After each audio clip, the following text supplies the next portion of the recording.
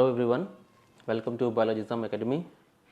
Students, आज हम लोग सॉल्व करने जा रहे हैं 2017 का नीट का पेपर, जिसका कोड है QTARA।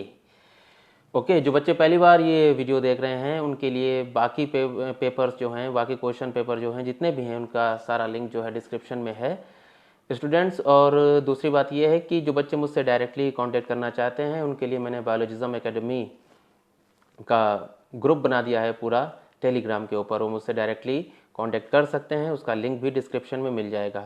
तो चलिए फिर हम लोग शुरू करते हैं। आपका पहला question, homozygous pure lines in kettles can be obtained by, किसके जरिए आप ऑब्टेन कर सकते हैं होमोजाइगस प्योर लाइंस। अगर ध्यान दिया जाए तो होमोजाइगस कैसे बनते हैं हम लोग को पता है, जब ये चैप्टर पढ़ेंगे आप लोग तो बेहतर तरीके से चीज़ पता चल जाती है। बहुत होमोजाइगस हेट्रोजाइगस का जिक्र किया गया है, तो हमें पता है जब सेम ब्रीड के साथ में मैटिंग करवाई जाएगी तो होमोजाइगस प्योर लाइंस बन जाते हैं, है ना। The function of copper ions in copper releasing IUDs, अच्छा टॉपिक है, हर साल इससे एक ना एक क्वेश्चन आता जरूर है, एक आ जाए या दो आ जाएं। तो हमें पता है जब कॉपर आयन होते हैं तो एनसीईआरटी की सीधी सीधी लाइंस लिखी हुई हैं सबसे लास्ट वाले पैराग्राफ में, they suppress the sperm motility and fertilising capacity of sperm, है ना। Among the following characters, which one was not considered by Mendel in his experiment? Genetics का क्वेश्चन आया है, तो जाहिर सी बात ये इतना ज़्यादा कठिन नहीं पूछ पाए वो लोग यहाँ पे, अच्छी बात है। तो यहाँ पे ट्राइकोम्स जैसा कोई भी जिक्र आपने ना देखा होगा ना सुना होगा, इसका जिक्र कहीं पे भी नहीं है। Glandular, non glandular, green yellow है, पॉट शेप है, स्टेम है, टॉल एंड डॉर्फ है, ये सारे हैं ना, तो आपको तुरंत ही पता चल जाएगा ये वाला क्वेश्चन का आंसर ये है, first one. In case of porifera, spongocoel is lined with flagellated sales is called, तो जाहिर सी बात है आपको आंसर पता होगा इसका। हमारा ऑप्शन भी टिक होने वाला है कोनोसाइट्स के ऊपर। कोनोसाइट्स होते हैं ना, इनके पास ये स्पेशल कैरेक्टर होता है, इनके पास कोनोसाइट्स होती हैं स्पॉन्जेस के पास में, पोरीफेरा के पास में। Question number 5, flowers which have a single ovule in the ovary and are packed into inflorescence are usually pollinated by, NCERT की लाइंस हैं ये, पॉलिनेशन जहाँ पे दिया गया है वहाँ पे ये चीज़ है। तो ये चीज़ हमारा कर्सर पहले से ही मौजूद था, आप लोगों को भी पता हो जाएगा कि जब भी ऐसा कंडीशन आएगी, सिंगल ओव्यूल की बात होगी, ठीक है, in the ovary and are packed inflorescence usually pollinated by the wind. एक और इसमें कंडीशन होती है, इनको स्टिकी स्टिग्मा चाहिए रहते हैं। स्टिकी स्टिग्मा तो होता ही है, ये चीज भी याद रखिएगा आप लोग। Next one, which one of the following statement is not valid for aerosols, इसमें से कौन सी चीज एरोसॉल्स के लिए गलत है, ठीक है। तो एरोसॉल्स वो होते हैं जो लिक्विड हो या सॉलिड हो, वो सस्पेंड किया जाए किसके अंदर, हमारे गैसेस के अंदर या कोई दूसरी गैसेस के अंदर, कोई भी गैसेस हो तो उसके अंदर जब ऐसी कंडीशन आती है तो सस्पेंशन बनता है, उसको एरोसॉल्स बोलते हैं। क्या ये हमारे लिए फायदेमंद हैं या हमारे लिए नुकसानदेह हैं? या they alter the rainfall monsoon, सही है। They cause increase agriculture productivity, they have a negative impact on agriculture and land, they are harmful to the human health. ये सारी बातें सही लिखी हैं सिवाय एक बात को छोड़ करके, दूसरी वाली, दे इंक्रीज एग्रीकल्चर प्रोडक्टिविटी, ऐसा कुछ भी नहीं करते, बाकी तीनों चीज़ें ये सारी सही हैं। विच among the following are smallest living cell known without definite cell wall, पूरी पूरी लाइन लिखी है। Pathogenic in plant as well as animal के लिए, सर्वाइव विदाउट ऑक्सीजन, नॉस्टॉक तो हो नहीं सकता भाई साहब, हैं ये सबसे स्मॉलेस्ट माइकोप्लाज्मा अपने।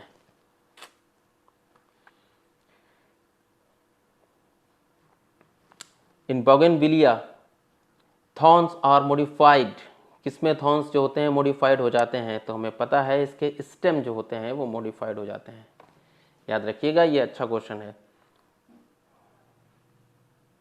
स्टेम जो होगी ये एक तरीके का एडाप्टेशन है इनके पास में, थॉर्न्स में डेवलप हो जाते हैं ताकि ये बच सकें किससे, इन्वेडर से। DNA replication in bacteria occurs within the nucleolus prior to the fission just before transcription during S phase, S phase इतना इसमें डेवलप होता है नहीं, तो जब ये डिवाइड करने की बात आती है तो तुरंत प्रायर टू फिजन पे आपका ऑप्शन जाना चाहिए, तुरंत का तुरंत, बिल्कुल भी परेशान होने वाली बात नहीं है यहाँ पे।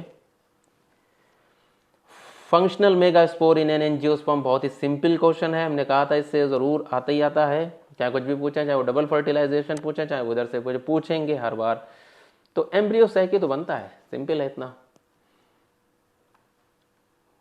एनाफेज, परेशान मत होना क्वेश्चन देख करके, बहुत उन्होंने उलझाने की कोशिश करी लेकिन उलझना नहीं। Anaphase promoting complex is a protein degradation machinery necessary for proper mitosis of animal cells, पूरी बात लिख दी। If APC defective in human cells which of the following expected to occur, अब उन्होंने बोल ही दिया है कि एनाफेज प्रोमोटिंग है, तो एनाफेज पे पता होना चाहिए आपको, सेग्रेशन होता है क्रोमोसोम्स का, तो क्रोमोसोम्स विल नॉट सेग्रीगेट। इतना ज़्यादा लंबा चौड़ा क्वेश्चन कर दिया ताकि आप भटक जाओ, लेकिन भटकना नहीं है वहाँ पे। क्रोमोसोम्स विल नॉट सेग्रीगेट, जब क्रोमोसोम सेग्रीगेट नहीं होंगे तो क्रोमोसोमल डिसऑर्डर्स क्रिएट हो जाते हैं ना। Which of the following is made up of dead cell, collenchyma जिंदा होता है, फेलम, फ्लोएम, साइलम, पेरेनकाइमा, जहाँ जहाँ पेरेनकाइमा, फ्लोएम, कोलेनकाइमा ये सारे के सारे जिंदा हैं, जो कि सिर्फ डेड है तो वो है phellem, cork cambium. What is the criterion for DNA fragment movement on agarose gel during gel electrophoresis, क्या क्राइटेरिया चूज किया जाता है, कौन सा मेथड हम लोग अप्लाई करते हैं इसके ऊपर, तो smaller fragment size the further it moves, positively charge fragments move to the further, negatively charge fragments do not move, गलत बात। The larger fragment size and further it moves, नहीं नहीं, स्मॉलर वाला जो पहला वाला ऑप्शन है, पहली ही लाइन पे लिखा हुआ है उन्होंने कि कौन सा इफेक्ट लगता है, हमारे बच्चों को पता होगा यहाँ पे सीविंग इफेक्ट लगता है ना, सीविंग इफेक्ट के चलते हुए जो हमारे स्मॉलर होते हैं वो सबसे आगे पहुंच जाते हैं। ये क्वेश्चन घुमा घुमा करके भी पूछते हैं बोर्ड के अंदर कंफ्यूज करने के लिए। Identify the wrong statement in context of hardwood, highly durable सही है, कंडक्ट वाटर एंड मिनरल लगभग लगभग, it comprises dead element, highly lignified walls, organic compounds are deposited in it, तो रॉन्ग स्टेटमेंट हम लोग को चूज करना है, तो इसमें से कोई भी भैया water and minerals efficiently conduct नहीं होता है, क्योंकि वहां पे डिपोजिशन होती है ऑर्गेनिक कंपाउंड्स की। Question number 15, an example of colonial alga, जो कॉलोनियल एल्गा है वो हमें पता है, हमारे बच्चों को एनसीईआरटी की लाइन है, क्या है, येलोथ्रिक्स, नहीं भाई वॉल्वॉक्स है। zygotic meiosis is characteristics of Fucus funaria, Chlamydomonas या Markensia, तो हमारा Chlamydomonas का ये कैरेक्टरिस्टिक्स होता है बच्चों, याद रखना, क्योंकि इसमें कौन सी साइकिल होती है, हैप्लॉन्टिक लाइफ साइकिल होती है। Which one of the following statement is correct with reference to enzymes, enzymes के रेफरेंस में कौन सा स्टेटमेंट जो है वो करेक्ट है, holo enzymes, apo enzymes plus coenzyme, coenzymes अगर हैं equal to apo enzyme plus holo enzyme, ये गलत हो गया, holo enzyme equal to coenzyme plus cofactor, दोनों एक साथ नहीं होते हैं, एपो एंजाइम अगर है तो होलो एंजाइम प्लस कोएंजाइम, नहीं नहीं पहला वाला है, होलो एंजाइम जो बनता है कंप्लीट एंजाइम बनता है आपका, तो apo enzyme plus coenzyme organic compound होते हैं, है ना, कोएंजाइम जो होते हैं आपके, और ट्रांजेंटली अटैच होते आकर के हैं आपके किससे, एपो एंजाइम से, फॉर सम टाइम। हो a disease caused by N autosomal primary और नॉन प्राइमरी है बेटा यहाँ पे, ठीक है, तो प्राइमरी नॉन डिसजंक्शन, यहाँ पे मेरा स्पेस नहीं हो पाया है, तो प्राइमरी नॉन डिसजंक्शन किसकी वजह से डिसीज कॉज होती है, तो आपको मालूम होना चाहिए कि एक तो वो ऑटोसोमल है, ये क्रोमोसोमल है, ये क्रोमोसोमल है, ये ऑटोसोमल डिसीज है, तो लेकिन ये ऑटोसोमल रिसेसिव 16, 14, 11th क्रोमोसोम्स पे है, लेकिन डाउन सिंड्रोम में ऐसा होता है कि नॉन डिसजंक्शन, जहां पे क्रोमोसोम सेग्रीगेट नहीं हो पाते हैं, डाउन सिंड्रोम है ना 21, ये याद रखिएगा। A gene whose expression help to identify transformed cells is known as, जब भी आप ट्रांसफॉर्मेशन करवाएं तो आप एक चीज़ उसमें यूटिलाइज करते हैं ताकि हमें पता चल जाए रिकॉम्बिनेशन और नॉन रिकॉम्बिनेशन, बच्चे समझ गए होंगे हमारा क्या कहने का मतलब है, क्या यूज करते हैं अपन, सिलेक्टेबल मार्कर, है ना। Plant which produce characteristics pneumatophores and show vivipary belongs to, जो निमेटोफोर्स की बात आ गई तो कहीं पे भी बात दूसरी नहीं आएगी ये वाली। ये क्वेश्चन रिपीटेड है, याद रख लेना, दोबारा से पूछा इन्होंने। लोग कहते हैं ना कि रिपीट नहीं हो, तो रिपीट होते हैं क्वेश्चन, खूब रिपीट होते हैं। क्वेश्चन फ्रेमिंग अलग कर देते हैं लेकिन ऑप्शन वही रख लेते हैं। ये तो पूरा पूरा रिपीट है, बस इन्होंने विविपेरी बिलोंग्स टू कर दिया है। हेलोफाइट्स हैं, यानी सीड जहाँ पे जर्मिनेट होंगे तो एक ही जगह पे होंगे, उसी पर्टिकुलर प्लेस पे होंगे, तभी विविपेरी बोला है इन्होंने वहाँ पे, seed germination. With reference to the factor affecting the rate of photosynthesis, which of the following statement is not correct? Photosynthesis के ऊपर पूरा का पूरा मैंने बहुत सारे 50 क्वेश्चंस बनाए हुए हैं। जो बच्चे पहली बार वीडियो देख रहे हैं, जिन बच्चों ने वो वीडियो नहीं देखा है तो वो आई डिस्क्रिप्शन ऊपर आ रहा होगा, वहाँ पे क्लिक करके वो वीडियो ज़रूर देख लें, है ना, तो आपके लिए आसानी हो जाएगी। और जिन्होंने किया हुआ उन्हें आसानी से क्वेश्चन आ गया। C3 plant response to the higher temperature नहीं होता, बल्कि क्या होता है, लोअर टेम्परेचर पे वर्क करता है। तो यही वाला स्टेटमेंट जो है गलत है।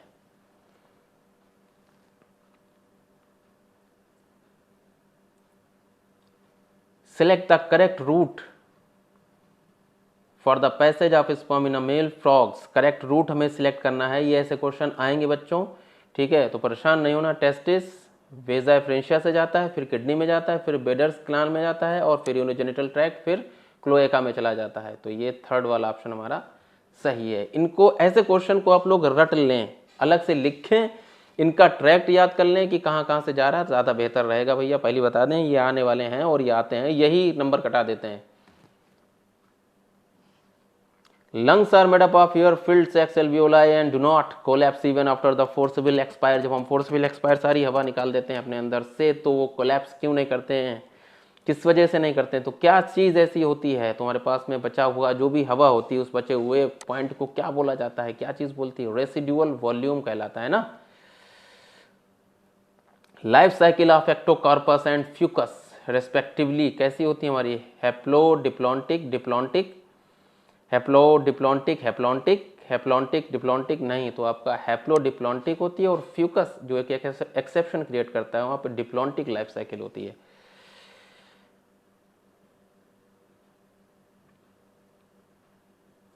Viroids differ from the virus in having, हमें बच्चों को ये पता होता है, ये सिंपल वाले क्वेश्चन है। आरएनए मॉलिक्यूल्स होता है without protein code, with protein code सवाल ही पैदा नहीं होता है ना। गर्मी बहुत है, फैन ऑफ है क्योंकि आवाज़ आ जाती है, आपको साउंड क्वालिटी ख़राब हो जाती है ना। Which ecosystem has the maximum biomass, कौन सा इकोसिस्टम जो है सबसे ज़्यादा बायोमास कंटेन करता है? तो सबसे ज़्यादा आपको पता होगा, दिमाग भी लगा लोगे इसमें तुरंत आपको पता चल जाएगा। कहाँ पे गया कर्सर? फॉरेस्ट इकोसिस्टम पे चला गया अपना।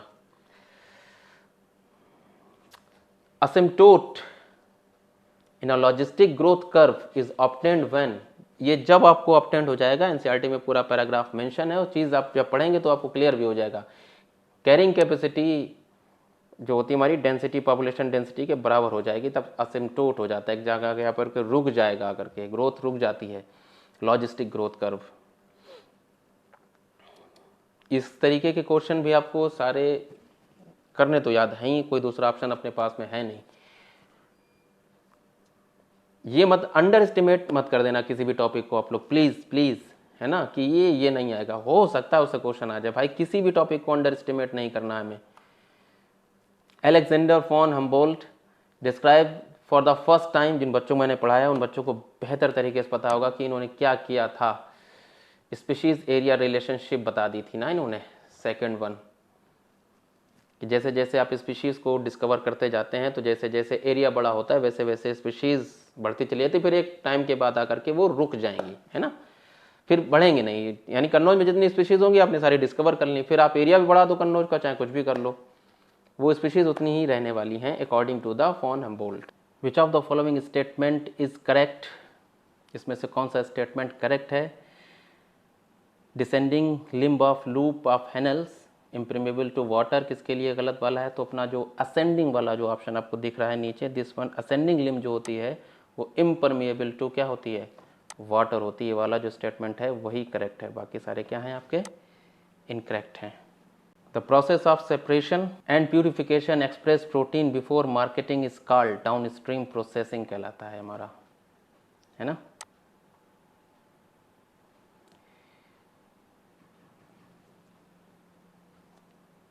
adult human RBC are enucleate.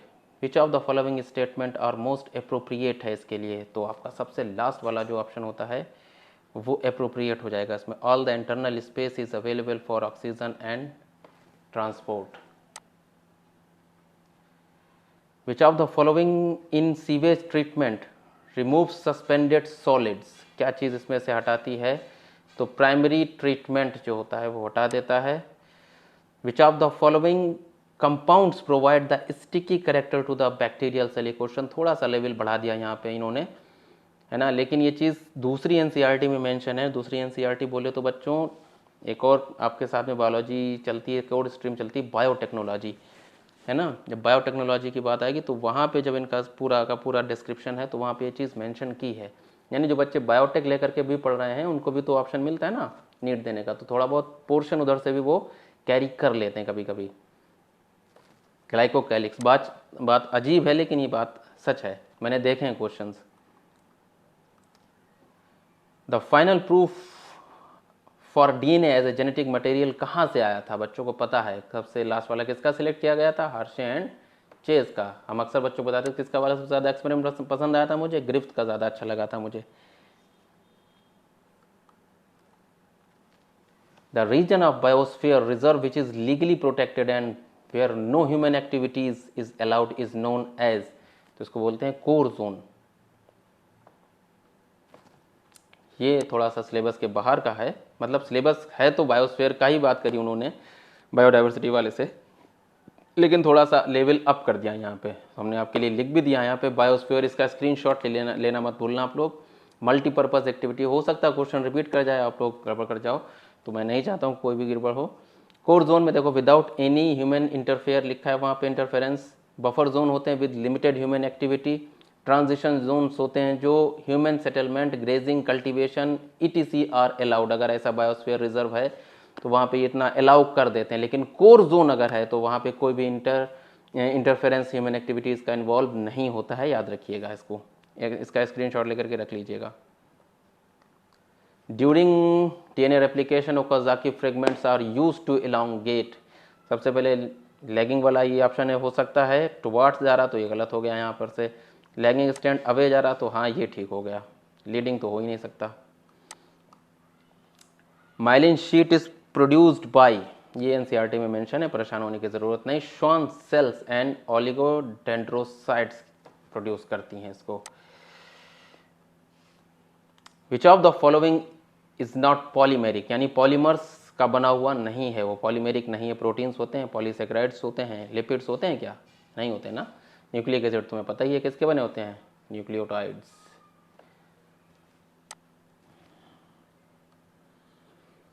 Mismatch इसमें से आ गया कि कौन सा मिसमैच है. इसमें मैचिंग बड़ा कम पूछी 2017 के पेपर में, 2017 में बड़ा कम मैचिंग पूछी उन्होंने. पाइनस जो होता है वो मोनोशियस होता है, डाइशियस नहीं होता.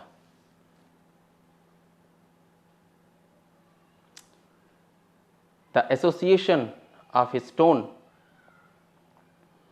विद न्यूक्लियोसोम इंडिकेट्स, क्या इंडिकेट्स करती है आपकी? The DNA condensed into the chromatin fibre, this one, है ना. H1 प्रोटीन जब लग जाएगी न्यूक्लियोसोम से तो पूरा डीएनए कंडेंसेशन होने लग जाएगा ना वहाँ पे. Attractants and rewards are required for, entomophily है, हाइड्रोफाइली है, एनिमोफाइली है, क्लिस्टोगेमी है, एनिमोफाइली है. किसके लिए है भाई बताइए आप लोग? अट्रैक्टेंट्स कौन करता है? एंटिमोफाइली करता है, हाइड्रोफाइली करता है, या फिर आपका एनिमोफाइली करता है. बहुत ही सिंपल है, ये लाइन सीधी सीधी लिखी है. कौन किसकी तरफ अट्रैक्ट होता है? प्लांट्स की तरफ या फ्लावर्स की तरफ कौन अट्रैक्ट होकर के जाएगा? इंसेक्ट आ जाएंगे ना. इंसेक्ट आ जाएंगे तो वहाँ पे क्या हो जाएगा? एंटिमोफाइली हो जाएगा ना. Which of the statement work for the wrong for the Krebs cycle?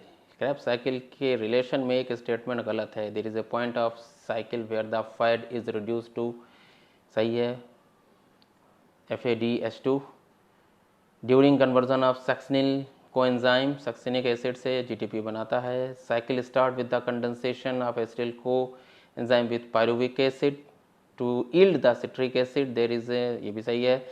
There are 3 points in the cycle with the NAD is reduce to NADH, लेकिन नहीं, तीसरा वाला जो पॉइंट है वो आपका गलत है बच्चों, ध्यान नहीं दिया। पायरुविक एसिड नहीं होता है वहाँ पे। अगर पायरुविक एसिड होगा तो क्या हो जाएगा, तो फिर 5C कंपाउंड बन जाएगा। ये सिट्रिक एसिड 6C कंपाउंड है आपका, तो यहाँ पे ऑक्जेलिक एसिड होता है, ये वाला गलत है।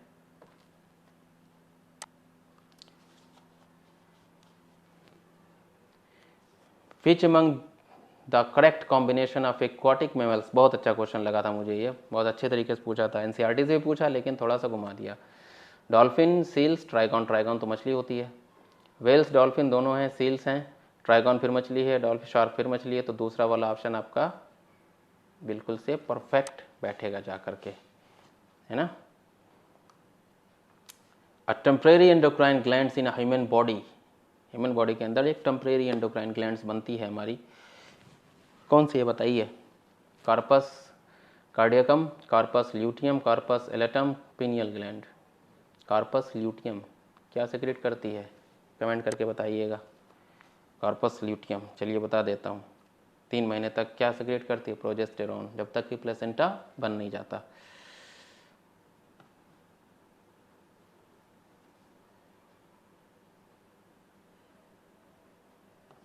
In case of couple where the male having a very low sperm count, which technique will be suitable for fertilization, कौन सी टेक्निक जो होगी फर्टिलाइजेशन के लिए बेहतर होती है, इनफर्टाइल या लो स्पर्म काउंट हो जाए तो आर्टिफिशियल इंसेमिनेशन होता है उसमें।